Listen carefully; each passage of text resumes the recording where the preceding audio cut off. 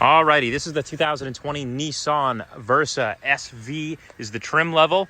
Now with the Nissan Versa, you may remember they used to have the older brother, the Versa Note, which would be the hatch version of the car. They've since stopped making that model, and then they stuck to the sedan. Now what we're going to be looking at here is something actually very comparable to the slightly larger brother of the Versa, the Sentra.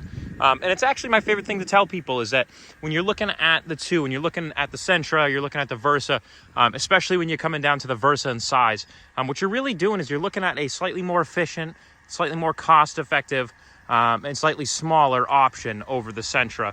Still looking at a front-wheel drive sedan, comparable gas mileage, maybe a little bit better, 1 or 2 mpgs better than the Sentra. You'd be looking at mid-30s on these guys.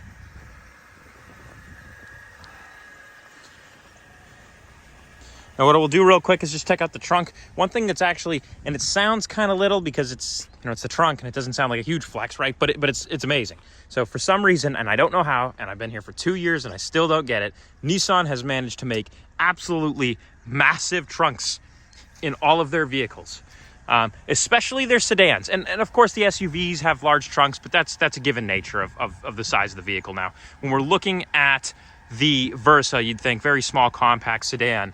But realistically, when you come back into the trunk here, I could lay back here you could lay 3 of me back here if you needed to. Just a carpeted mat here, just so you have that kind of protection from this fabric, and then your spare is going to be dropped underneath here. All right. Now pop into the back section. So it's back row here. Tough speaks today.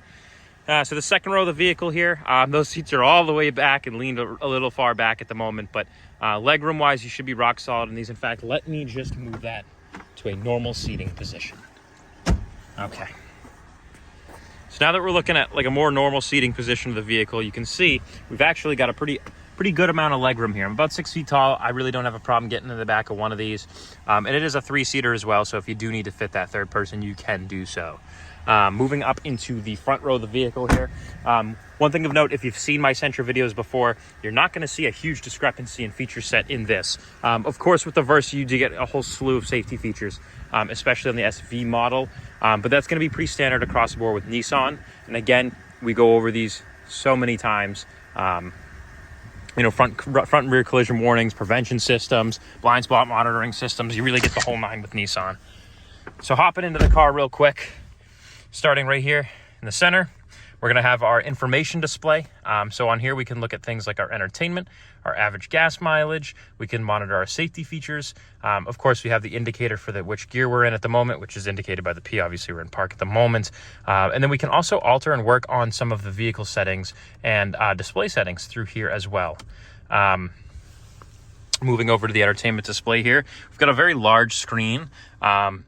Kind of commonplace among these newer vehicles. But what's nice is these introductory model vehicles are also starting to get these much larger screens now. In addition to this, what is an upgrade from the previous model year is now with the Versa, you do get Apple CarPlay and Android Auto built into the car. So as long as you get your phone, you plug that guy in real quick, and suddenly your applications, phone calls, text messages, emails, navigation all pop right up on the screen, and you can use Siri to work that system in quite a bit. You're also going to have cruise control in this model. Just wanted to hint at that a little bit. All your climate controls are going to be here. You have a data and charging transfer port here for USB. You also have the aux cable and 120 volt outlet. Shifter is pretty straightforward on the car. You're going to have 2 standard cup holders here. You've got some smaller ones in the doors as well on all 4 of the vehicles. You have those. You also have 2 additional USB ports right here. So there's actually plenty of charging in this vehicle and an extra little storage bin here. Pop outside just briefly. Just to kind of do a quick little walk around again on the Versa. Note the styling updates. Now, with the 2020, you're looking at the top of the line, the newest. So with the Versa here, all the way up to 23s, this is obviously a pre-owned vehicle, but even if you're looking at 2023 models, you're looking at a very, very similar exterior design on the vehicle. So of course in the SV, you get the alloy wheels instead of just the hubcaps or steel. You get the V-Motion grille. Again, on the new models, they got rid of the V-Motion, so that V is no longer there, but you're looking at roughly the same styling. And frankly, I like the V-Motion a little bit more. Standard headlight system, nothing too crazy. We have some blinker indicators on the mirrors. It's always nice to have.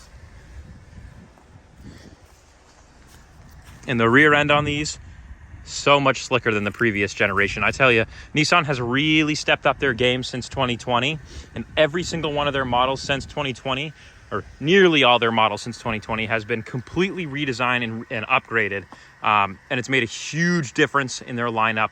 And the Versa is a really, really competitive car in its class. So if you are interested in this model, come check it out.